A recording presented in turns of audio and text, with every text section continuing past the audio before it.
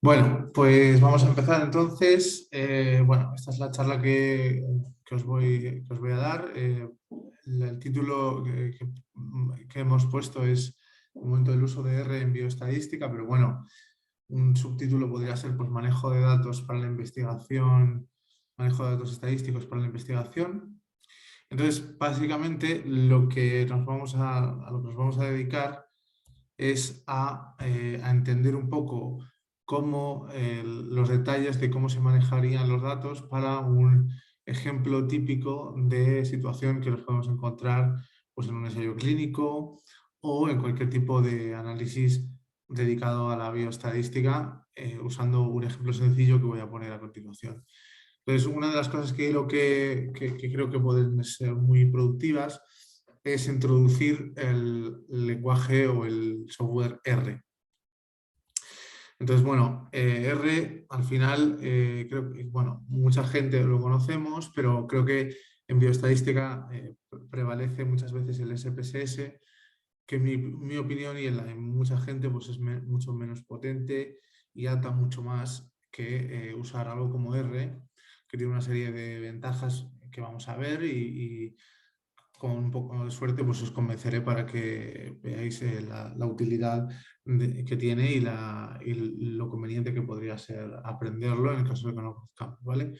R al final es un lenguaje de programación, pero también es un software sencillo de estadística que tiene unas particularidades que lo hacen superior. Entre otras, una es que es software libre, con lo cual no tenemos que preocuparnos por tema de licencias y demás, ni estamos atados a una empresa o a una institución que lo hace, sino está hecho por todo el mundo. Y bueno, la única dificultad que tiene, como veremos, es que no funciona con clics, no funciona, digamos, con un entorno gráfico únicamente, sino que la base de cómo va es a través de comandos que vamos introduciendo. Que puede resultar más complicado a priori si no estamos acostumbrados a ello, pero veremos que de hecho, en el fondo, en mi opinión, es hasta más fácil porque podemos copiar y pegar y lo bueno que tiene es que una vez algo funciona o alguna vez hemos conseguido algo, queda un registro de lo que hemos hecho. Entonces podemos repetirlo con más facilidad y entenderlo.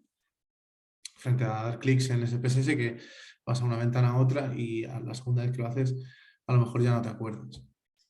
Entonces, bueno, la particularidad es que R necesita de un entorno gráfico sencillo que es RStudio. Entonces, si queremos instalar y tener funcionando R, necesitamos también RStudio. R es como el motor, es lo que hace los cálculos y RStudio es donde nosotros trabajamos, pero por debajo siempre está R. Lo hay para todos los sistemas operativos, ambos, tanto R como RStudio.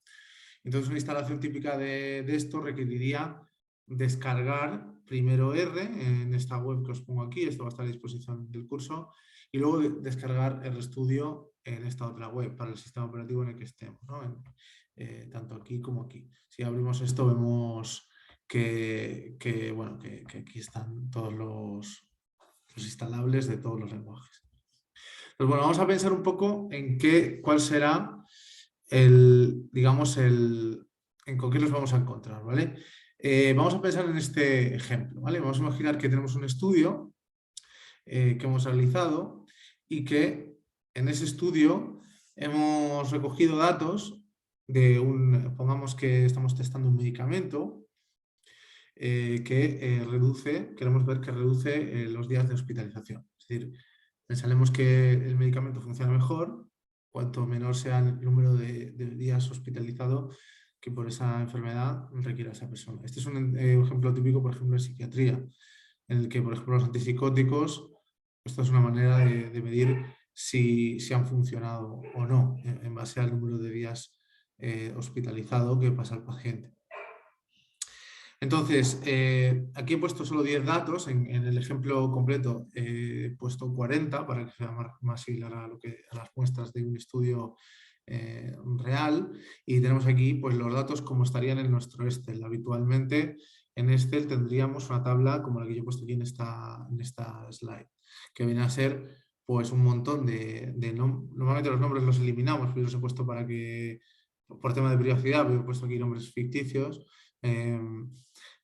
en el que, pues, para que veáis cómo se representan los datos. Es decir, se suelen poner en bioestadística siempre lo conveniente es que en las tablas de Excel o de lo que sean contengan por cada fila un individuo y por cada columna una variable. Lo que llamamos una variable es una medida que hemos tomado sobre un dato de ese individuo. En este caso hemos recogido lo mínimo imprescindible, que es días de hospitalización y el grupo al que pertenecían. Vamos a pensar que este estudio lo hemos realizado, es un estudio con placebo y hemos dado a 20 personas el placebo y a 20 personas el experimental. Incluso podríamos tener una situación en la que diéramos, como también es típico, pues un tratamiento convencional, un tratamiento experimental que queremos probar a otro grupo y un tercer grupo el placebo. Entonces tendríamos triple control, digamos, ¿no? No control doble, sino triple, para comparar también a la medicación habitual. Porque evidentemente, claro que pues, depende de lo que queramos hacer. Si queremos demostrar que nuestro medicamento funciona mejor que lo que hay o queremos demostrar que funciona simplemente, en cuyo caso solo comparamos con el placebo. Estamos en esta situación última porque es la más sencilla en este caso. Entonces, así es como están los datos organizados, ¿vale? Y ¿cuál es el primer problema que nos encontramos si queremos analizar esto y queremos ver con R, atacar este problema y ver estadísticamente si hay diferencias entre estos dos grupos, que es al final lo que voy a intentar hacer durante toda esta charla? Bueno, el primer problema es que normalmente si esto lo tenemos en un Excel, el Excel es muy farragoso de trabajar, puede tener columnas que no nos interesan, puede tener columnas que están calculadas con fórmulas, pueden tener formatos, historias que no nos importan a la hora de hacer estadística, que son solo pues, para la recogida de datos o para visualizarlo mejor en Excel, pero queremos sacarlo primero de Excel. Entonces, para eso hay que exportar como CSV. Hay que hacer una especie de guardar como o un exportar a y poner CSV. Y seleccionar solo la hoja que queremos donde estén solamente estos datos de aquí, ¿vale? Eso es lo primero. O sea, yo quiero esto en CSV. Esto es un paso importante. ¿Qué es un CSV? Pues un CSV no es otra cosa que un documento de texto que contiene esto que he subrayado aquí. Es decir, contiene una primera fila con los nombres de las variables separados por punto y coma o coma. El separador puede ser una coma o un punto y coma, en este caso punto y coma. Y luego, en cada fila del documento de texto plano, es decir, no un Word, sino un punto .txt o un punto .csv en este caso, cada individuo con el dato, con cada variable, el resultado de cada variable de ese individuo separado por punto y coma. Es decir, en la primera columna tenemos el identificador de ese individuo, en la segunda columna tenemos el nombre, en la tercera columna días de hospitalización y cuarta columna si ha sido experimental o placebo, el grupo al que pertenece. Entonces esto, si hacemos guardar como CSV y guardamos en el equipo, ya nos lo va a dar. Nos va a generar algo como esto. Claro, ahí puede haber morralla aquí, o sea, puede haber variables por ahí que no queramos, que nos den igual, pues aquí saldrán también. O, bueno, es importante que la estructura sea esta, ¿vale? Esto es un CSV y con esto hay que trabajar siempre en estadística, siempre con CSV, siempre todo software estadístico, incluye también SPSS. Lo conveniente es guardar, cuando ya vayamos a analizar, cuando estemos recogiendo datos, guardarlo en Excel, pero cuando vayamos a analizar, ya CSV. Teniendo ya esto, un fichero CSV, ¿vale? Yo lo tengo aquí, os lo voy a mostrar, lo he generado yo. Bueno, aquí me lo quiere abrir con Excel, bueno, yo tengo LibreOffice, pero bueno, si lo abríamos con Excel nos saldría algo así, pues lo abrimos con un documento de texto. Yo uso Linux, pero da lo mismo si lo abrís con el Notepad de Google, digo, de Windows, saldrá lo mismo, ¿vale? Es esto de aquí. Esto es lo que voy a usar. Entonces, vamos a simular como lo haríais vosotros para empezar a dar nuestros pasos en R. Imaginemos que yo me voy a ir al escritorio y voy a crear una carpeta que se va a llamar estudio y le voy a guardar este documento de texto. Lo voy a pegar aquí. Ya lo tengo aquí. ¿Vale? Entonces vamos a empezar a trabajar un poco con él. Vale, bueno, ¿qué es R? Yo he puesto aquí unas capturas de pantalla en la presentación para que vayáis viendo, pero realmente voy a pasarme pequeñito. Realmente no haría falta, o sea, os lo voy a poner directamente yo aquí, lo voy a hacer en directo con vosotros, ¿vale? Entonces, yo ya tengo abierto aquí el RStudio, ¿vale? Simplemente lo instalamos, ya lo tenemos. Voy a explicar un poco lo que es, cómo es y cómo está organizado. Aquí tenemos, mira, la consola, que es donde se van a ejecutar los comandos. Y luego tenemos unas ventanitas de ayuda, unos paneles de ayuda que vamos a ir viendo, ¿vale? Ahora iremos explicando. Entonces, voy a hacer mi primer script de R, ¿vale? ¿Qué es un script? Pues un script es como, en español sería como un guión. Script en inglés significa guión y no es otra cosa que una especie de hoja, una especie de documento donde vamos a ir metiendo los comandos. ¿Qué he hecho para crearlo? Este botón, RScript. Y ahora ya lo voy a guardar ya directamente en la carpeta que yo he creado, que la he metido aquí en el escritorio, ¿vale? Que estaba en el escritorio, lo voy a guardar. Y lo voy a guardar como estudio,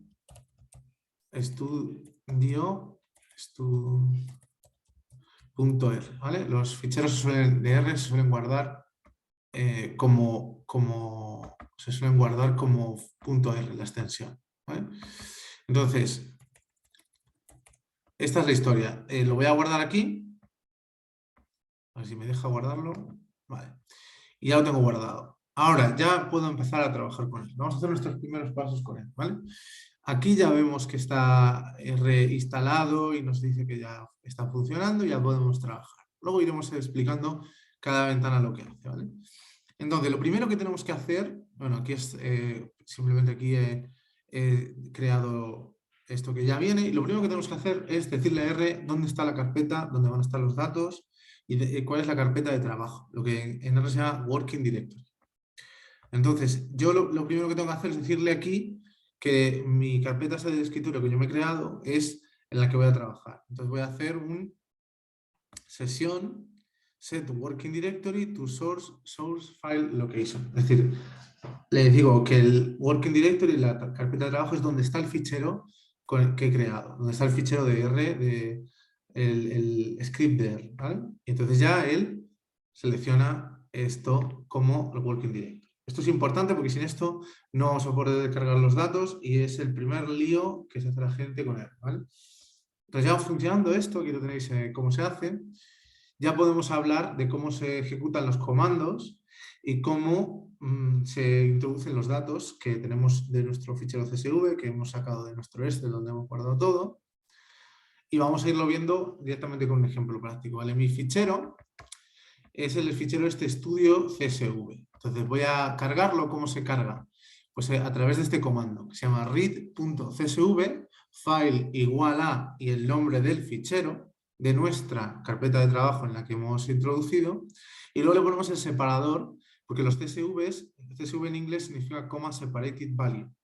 Eso significa, es simplemente un fichero con datos estadísticos que tienen que estar separados por algún carácter, porque el texto tiene que estar, para saber en qué columna estamos, usa un separador. Entonces, ese separador en mi caso es el punto y coma. En otro caso podría ser la coma. Es mejor el punto y coma. En mi caso yo he puesto punto y coma, pero si vuestro fichero CSV está separado por comas, pues aquí pondríamos una coma, ¿vale? Eso es una cosa que hay que tener en cuenta, ¿vale? Entonces, vamos a ejecutarlo.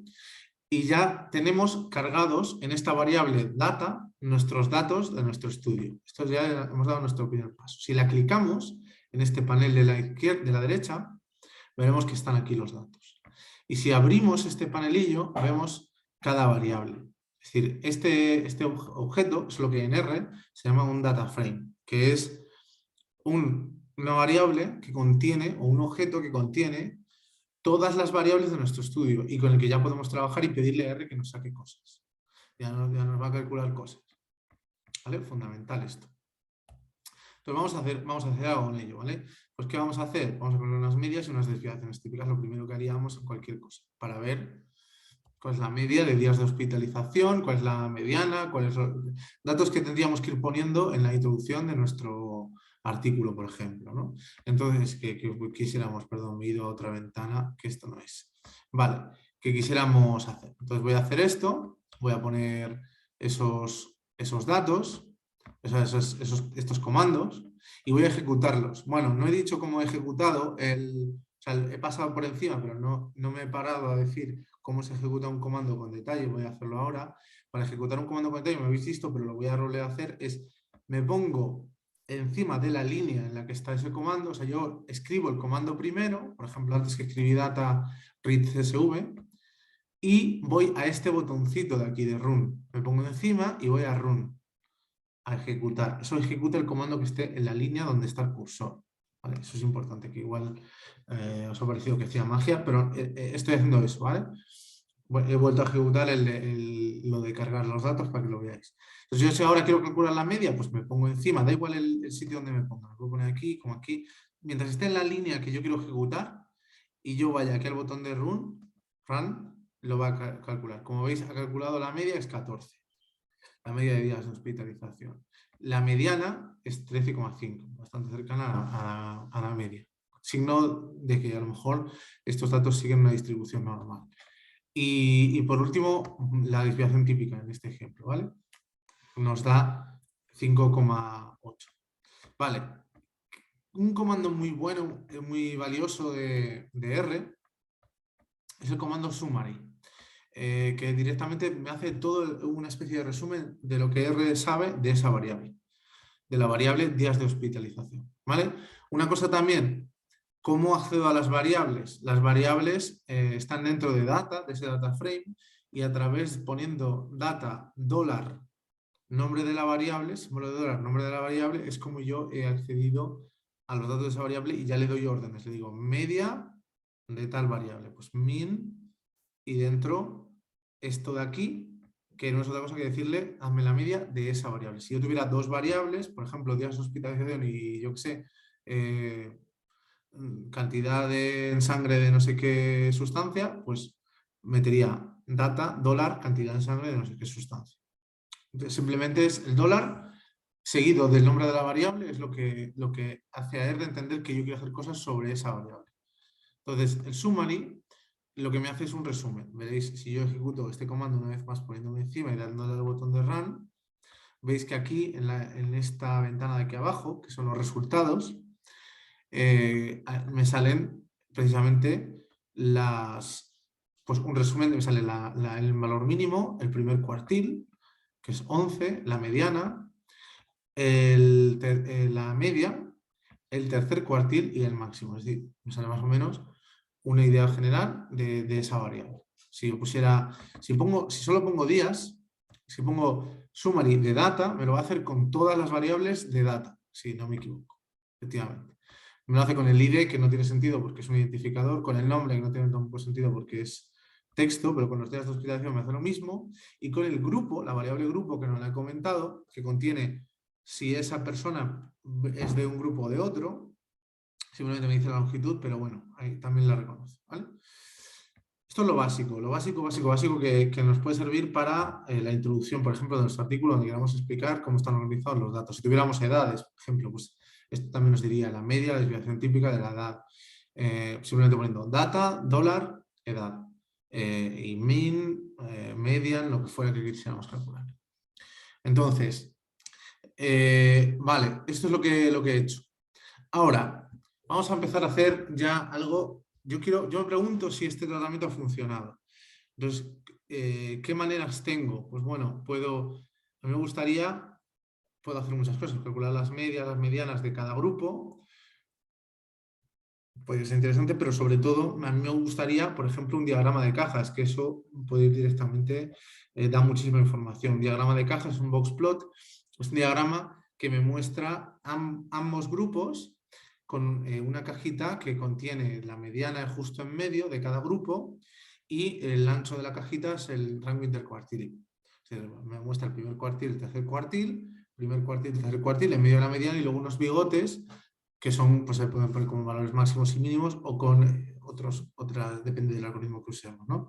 Pero este comando da muchísima información y ya a primera vista nos va a poder decir, formular una hipótesis de si el estudio ha funcionado. Y de hecho esto pues lo puedo incluir luego en mi artículo.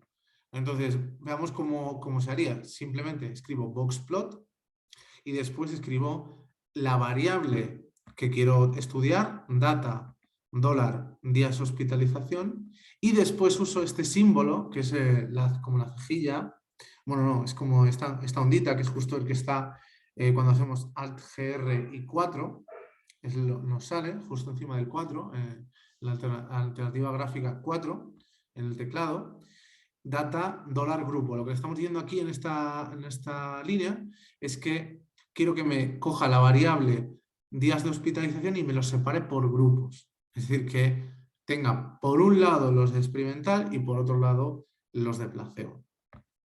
Y luego Boxplot es diagrama de cajas, viene incluido ya con R. Hay otros más bonitos también que R puede hacer, podemos cambiar el color, podemos hacerle de todo, ponerle una leyenda, pero aquí lo vamos a hacer sencillo para que se vea. Si yo le doy, veremos que en esta esquina de abajo, en esta parte de la consola que no habíamos usado todavía, nos sale el diagrama de cajas, que este es un diagrama de cajas típico, que nos da muchísima información. De hecho, nos da...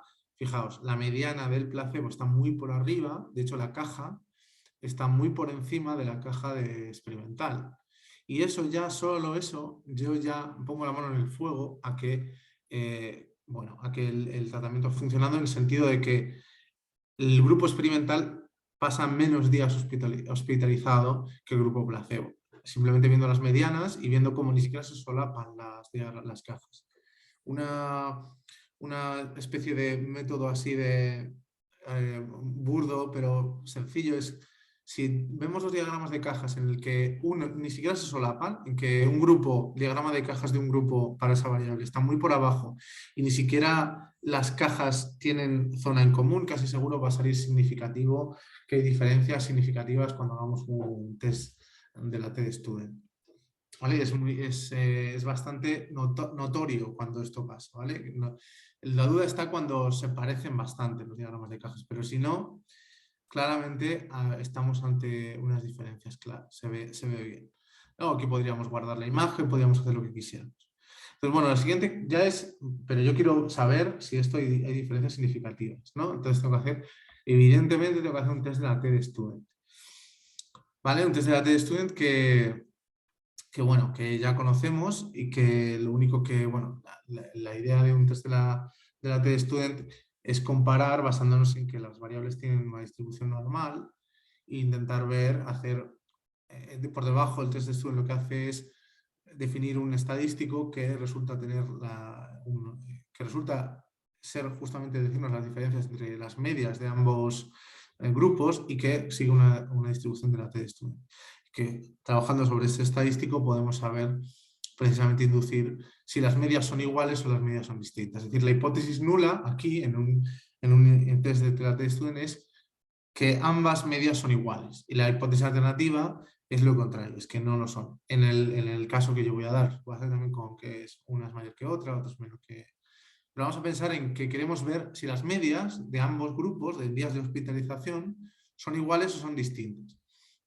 Entonces, esa es la hipótesis nula que voy a intentar rebatir. Es decir, yo quiero, digamos, lo que es ver si esa hipótesis nula es cierta o no. Entonces, ¿cómo se hace esto? Bueno, pues R tiene ya un comando que viene ya, que hace precisamente esto, que es este de aquí, que vamos a entenderlo. Lo único que haremos es t.test y pondremos la variable aquí que queremos estudiar, cuyas medias queremos comparar, que es días de hospitalización entre ambos grupos. Y luego el simbolito este que digo, y data dólar grupo. Lo que dijimos otra vez, lo mismo de antes, es que coja la variable días de hospitalización y separe en dos grupos basándose en la variable grupo, es decir, por un lado el experimental y por otro lado el placebo.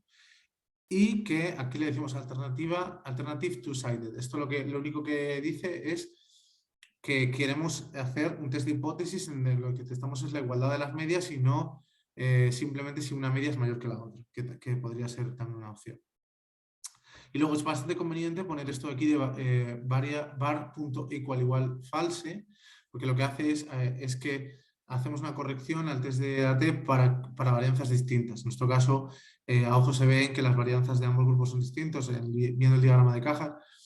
Pero si no hacemos esto, el test y las varianzas tenemos sospecha de que pueden ser distintas, el test puede estar mal. Y esto es una buena práctica hacer esto cuando, salvo que sea muy claro que las varianzas de ambos grupos sean distintas, o sea, que la dispersión de ambos grupos sea la misma. Entonces, vamos a copiar esto y vamos a ver lo que nos da y vamos a aprender a interpretarlo. ¿Vale? Entonces, lo voy a poner aquí y como siempre me voy a poner encima y ahora le voy a dar aquí a Run. ¿Qué va a pasar? Directamente, si yo me pongo en cualquiera de las dos líneas, porque esto está separado en dos líneas, pero si yo me pongo tanto arriba como abajo, el RStudio ya ve que es un mismo comando y al darle a Run ya me lo ejecuta todo, me ejecuta las dos líneas, ¿vale? Entonces, mirad lo que me sale aquí. Lo que me dice es, bueno, me da los datos del test que se ha hecho, me da la hipótesis nula, me da toda la información que yo necesito por escrito. Es decir, esto es muy importante porque yo puedo copiar y pegar esto, guardármelo, puedo enseñárselo a alguien. Está todo el detalle de lo que yo he hecho en este script y en estos resultados. Esta es aquí la potencia de R, que es muy reproducible, muy demostrable lo que yo he hecho. No estoy engañando a nadie, es decir, aquí está toda la información de lo que he hecho. Entonces, está muy bien y luego lo puedo reutilizar porque yo mañana puedo tener otro estudio en el que yo tengo este script guardado, simplemente cambio el nombre de las cosas y funcionará igual. Entonces vamos a ver cómo se interpreta esto. Nos da todos los datos de la T de Student, el estadístico de la T, nos da los grados de libertad, nos da, y aquí nos da el p-valor. Entonces ya con el p-valor ya pues yo sé interpretar esto. Me da un p-valor muy bajo y yo sé cuál es la hipótesis nula, es que las medidas son iguales. Con un p-valor tan bajo lo que significa es que rechazamos la hipótesis nula, es decir, que aceptamos que las medidas son distintas, como yo ya veía venir del diagrama de cajas. Luego, si no nos gusta o nos confunde el p-valor, también tiene una cosa muy buena que es nos da el intervalo de confianza de la diferencia de las medias. ¿Eso qué significa? Que, bueno, que estamos haciendo la media del valor del grupo experimental menos el grupo placebo y al salirnos un intervalo de confianza al 95% donde los dos límites de intervalo son negativos, pues lo que nos está diciendo es que la diferencia entre las medias es un valor negativo que no incluye el cero, por lo tanto las medias tienen que ser distintas y de hecho la media del grupo placebo es mayor que la del grupo experimental, como bien veíamos en este gráfico. Así que ya tenemos todo perfectamente controlado. Con este test ya tenemos todo perfectamente estudiado. Bueno, me estoy pasando un poco de tiempo, pero también quería comentar que, bueno, he dicho que el test de la T-Student asume que las variables son normales, tienen una distribución normal. Esto yo no lo he comprobado en ningún momento, es decir, este test podría ser mentira. O sea, podría no ser así lo que yo estoy diciendo, ¿vale? Esto hay que tener mucho cuidado porque es un error muy común en ensayos clínicos, que es no testar o directamente ser negligente en el tema de la normalidad de las variables. Para eso R viene en nuestro rescate también. Bueno, aquí tengo, en la presentación tenéis explicado lo que yo he dicho, pero por escrito. Pero R, como digo, R viene a nuestro rescate en el sentido de que tiene herramientas muy sencillas para ver si una variable sigue la distribución normal. Y es lo que voy a ver. La más sencilla de todas es, en mi opinión, como un primer paso hacia ver si una variable es una normal, es una gaussiana, es el histograma. R tiene un cálculo de histogramas muy sencillo, una manera de hacer histogramas muy sencilla, que es usando este comando que se llama hist. Simplemente ponemos hist y la variable que queremos estudiar, data, dólar, días hospitalización, y damos a ejecutar como siempre y vemos este histograma. Este histograma, como veis, está bastante centralizado, tiene unas colas bastante claras, no sigue la curva normal de forma perfecta, pero también quizá por el tamaño del intervalo que se ha elegido o por los datos que tenemos, pero se parece a una normal. Entonces ya esto es una buena señal. Lo que realmente nos va a dar si es una normal o una manera clara de ver si es, digamos que yo uso, entiendo que es un estándar de ver si una variable es normal, es un qplot. ¿Vale? Que simplemente lo que hace es comparar los cuantiles de nuestros datos frente a los cuantiles de una normal generada directamente sabiendo una distribución normal generada por ordenador. Entonces, esos cuantiles deben parecerse, deben de hecho estar en torno a una recta. Cuando ponemos en un lado los nuestros y en el otro los de la normal, deberían salirnos unos puntos cercanos a la recta, a una recta, y de hecho eso es lo que hace este comando, que voy a poner ahora, si me deja, aquí. ¿Vale? Aquí vamos a meter dos comandos que son este QQnorm y QQline, que lo que hace es, hace precisamente esa nube de puntos de comparación de cuantiles con la normal, y este de simplemente por una línea en torno a la que deberían aparecerse esos cuantiles, esos datos. Entonces, si yo ejecuto, tengo que ejecutar ambos, tengo que darle una vez, pum, me va a bajar a la línea de abajo, ya me ha dibujado este gráfico, pero quiero que me ejecute el comando de abajo también para que me ponga la línea por encima de esos puntos, que es justo lo que me ha hecho ahora. Entonces, ¿cómo se interpreta este gráfico? Un ggplot, no se suelen publicar estos gráficos, pero se suelen hacer un poco por debajo para comprobar si de verdad los datos siguen una distribución normal. Y lo que tiene que ocurrir en un ggplot, podéis buscar referencias un poquito mejores a lo que yo estoy diciendo, que lo estoy diciendo rápido, pero lo que tiene que ocurrir es que todos los datos se aprieten, digamos, en torno a esta recta que hemos puesto ahí. Si, por ejemplo, viéramos un comportamiento en el que los datos suele fallar hacia afuera, en lo de fuera, en aquí y en esto. Si vemos que estos datos se desmadran completamente, se van por aquí arriba y estos por aquí abajo o cosas similares, algo malo pasa. Pero cuando ocurre justo lo que estamos viendo ahora, suele ser porque sí que sigue una distribución normal. Es decir, sin mayor miramiento podemos decir que esto sigue una distribución normal en base a las dos cosas que hemos comprobado, el histograma y esto, y podemos entonces estar tranquilos de que nuestro T de la TDStudent tiene sentido y podemos publicarlo como pues hemos hecho un test que sale significativo, comprobarlo no sé, tranquilamente. Test de la TDStudent con ta. ¿Qué pasaría si nos hubiese salido algo que no es una distribución normal? Bueno, pues que hubiéramos tenido que hacer algo distinto, tampoco tan distinto, que es un test no paramétrico. El más típico es el de los rangos asignados de Wilcoxon para este tipo de datos, que no se basa en una distribución normal y que es un poquito más exigente, digamos. Es decir, si normalmente la TDStudent suele ser más permisiva, o sea, enseguida sale significativo, mientras que el de Wilcoxon le cuesta un poco más, es decir, porque al no asumir la normalidad, digamos que tiene esa peculiaridad.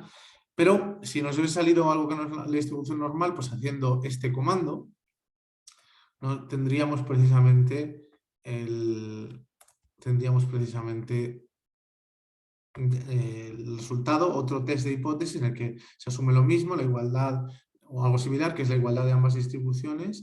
En este caso no es exactamente la media, sino es más complicado de explicar, pero también sirve para sustituir al test de la TDStudent, resumiendo.